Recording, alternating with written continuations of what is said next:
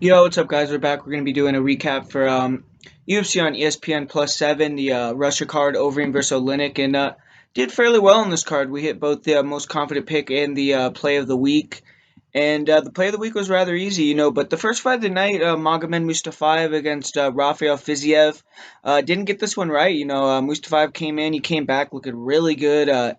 He landed a spinning back kick earlier in the fight, then landed another one, and Fiziev just looked a little bit off, man. Maybe he had some octagon jitters, and Mustafayev was able to catch him cold. But I think Fiziev will be back. I think he'll show a bit more in the UFC. But that was not a good performance for him. And for Mustafayev, taking all that time off, coming back in as an underdog against a really renowned striker, that was a really big win there for him. I mean, Fiziev is not an easy guy to knock out. He's had a bunch of thousands of Muay Thai fights where I don't know how many times he's been knocked out, but not very many. So, feather in the cap there for Magomed Mustafayev, and you'll probably be getting around a top 15 opponent, if not a top 15 opponent, maybe top 20, 25 opponent here, in my opinion. Then up next for the play of the week with Michal Oleksiejcuk against Gadzimir Antigulov, and Michal came in there and took care of business really fast, man. I mean, he put it to Gadzimir, took him out, landed a nasty uppercut right off the bat, dropped him, landed another one, and finished off the job with some ground and pound, man. And he's looking like a serious prospect. I mean, Mihal's still only, I think, 24, 25 years old.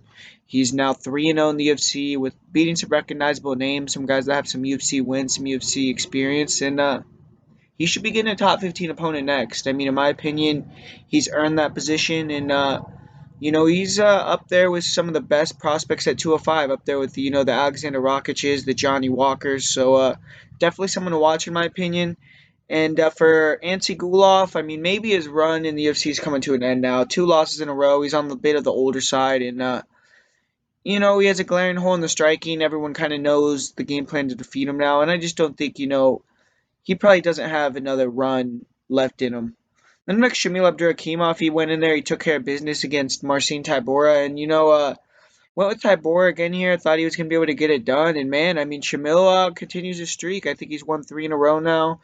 Got another knockout here, so he's gotten a couple finishes here, mixing in with the decisions, and Tybura just didn't look good to me, man. Low volume, wasn't throwing very much, didn't go for any takedowns, and yeah, Shamil was countering. He was throwing heavy. I think he caught Tybura off guard with the heat that he was throwing, and just put it to him, man. Took him out. So Shamil, he's brought himself right back into the mix where he's going to be getting a top 5 to 10 opponent. Maybe he could even fight Oleksiej Oleksiejcuk. Oleksiej just came off a loss in the main event, but it was a decent fight, and he's a name, so maybe that could be a decent fight. But if he doesn't want to fight another guy from Russia, I mean, they could definitely find him a good opponent. But I think he should get a top 10, top 5 opponent next. And for Marcin Tybura, man, I mean, he started off with a bang in the UFC, but might be coming to an end. I mean, they might cut him after this performance. Not looking good for Tybura, in my opinion. And then Alexander Yakovlev against Alex da Silva. We got this one correct. I saw a lot of people on Alex da Silva during the week, and I understood a little bit. Da Silva was, very athletic. He had some nice leg kicks, some power, and he was looking good in that first round. He kind of was putting it to Yakovlev a little bit, but very veteran-like performance by Alexander Yakovlev there. He used his size, started to kind of wear on Alex Silva a little bit, and eventually got a guillotine finish, man. And after a long time off, came back in, gets a splash with that big finish. And yeah, I mean, I still think Alexander Yakovlev is a decent fighter. I think at 155, he has the tools to beat a lot of guys, and he could potentially compete with the top 25 of the division. I don't think he'll ever be a top 15 guy, especially at welterweight or lightweight. But I still think that he's a tough out and he's a hard fighter to beat. So yeah.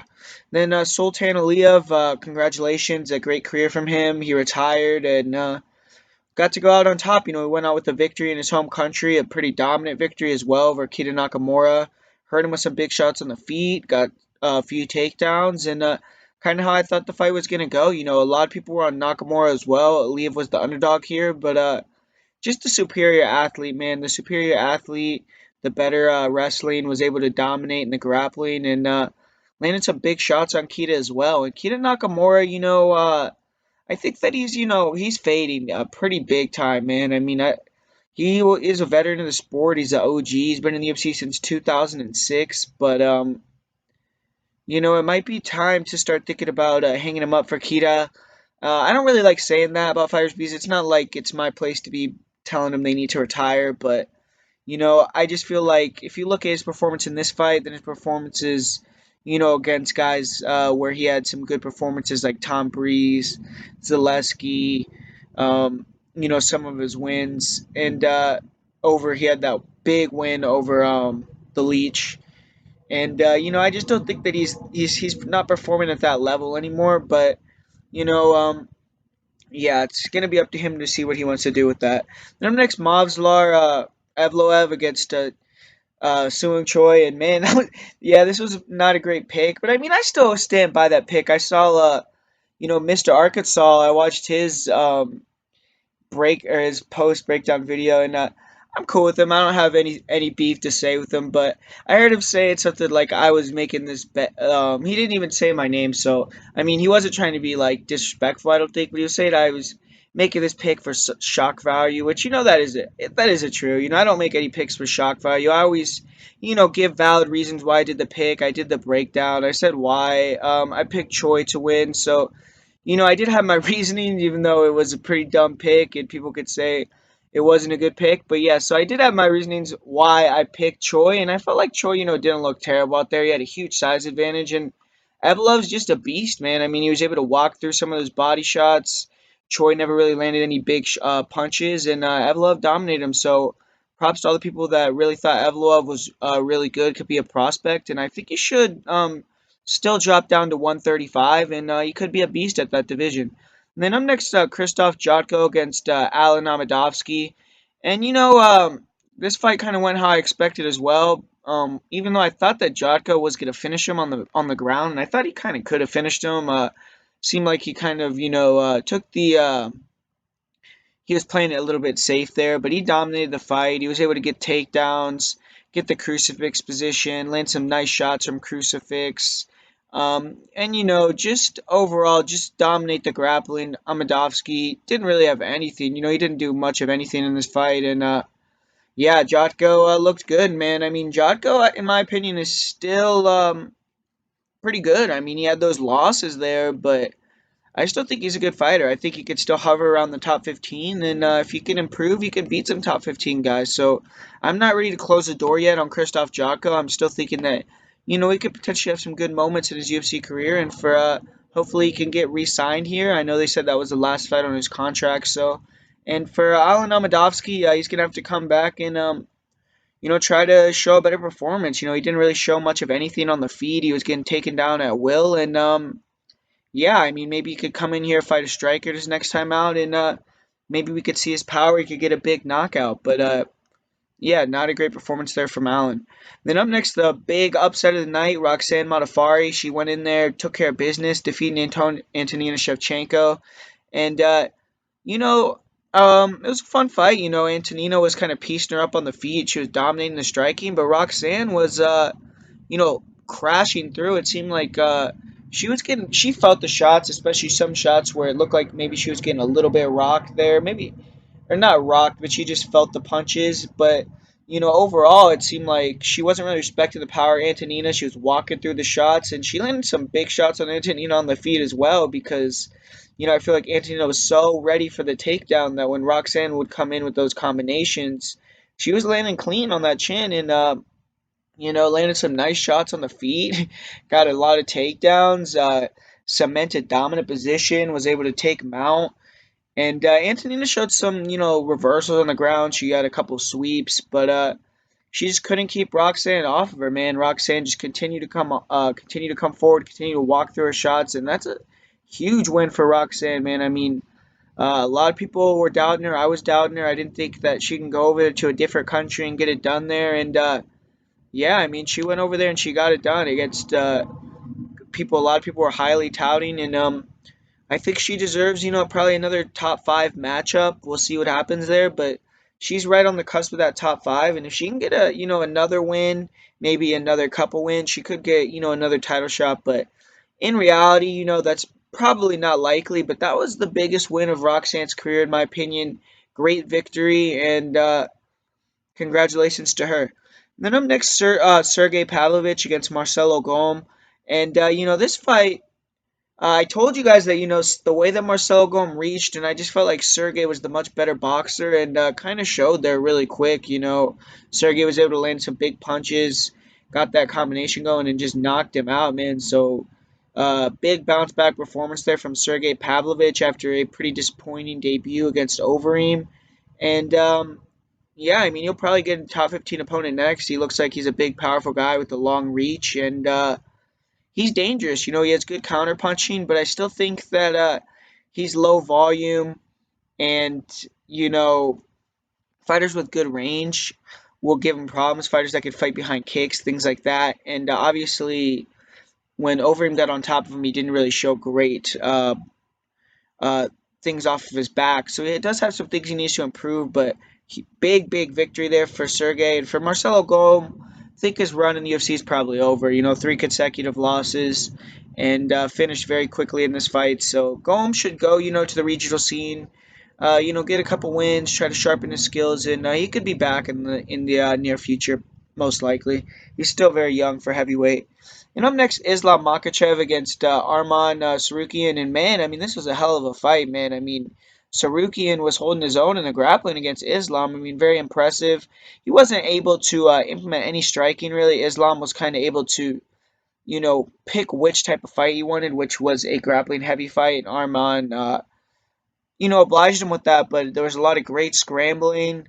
Arman, I thought took a round. I thought that, he looked great. I thought both guys looked really good, and it's time to give Islam a step up, man. It's time to, give him a top 15 name. Give him a guy that it's going to progress him in his career because he's beaten all these guys, the Cajun Johnsons, Arman now, where these guys are tough guys. They're hard guys to defeat, but there's really no gain there for Islam, and I feel like Islam, this was a fun fight, so you can't say he's only been in boring fights, only been in fights that aren't fun to watch. So yeah, he finished his last fight against Cajun Johnson, just had a fight of the night here against Arman Sarukian. So give the guy a bone, man. Give him a top 15 opponent, give him a top 10 opponent, and let's see what he could do against some improved competition. And for Arman, man, I mean, this guy looks like he's going to be potentially a serious prospect, and we'll see what he wants to do from here. We'll see who they're going to match him up with, and I expect him to do some really good things in the UFC. And for the main event here, Alistair Overeem against Oleksiejcuk. I said this was going to be a first round finish. I picked Overeem as the most confident pick, and Alexi came out there and he went to work, man. I mean, he was trying to get that finish early. He was very aggressive. He swarmed him, but it seemed like he wasn't extremely dangerous to Overeem. Overeem was kind of playing rope-a-dope a little bit, in my opinion. I think he was letting Alexi land those shots on him, wear himself out, land him on the guard, blocking a lot of the shots. And, Alexi was gassed hard from those knees to the body in the clinch, from the output that he was given. And I think that was partially why he was finished, was because he was tired as well. But big, huge knees. I mean, you ate a lot of brutal knees, man. I mean, you can't say Olienik didn't go for it there. And he was fighting real weird. I mean, he had like a arm where he was putting his arm out like completely straight, and he would bring it back like straight, and he was continuing to throw it like that. It was a little weird. It was like he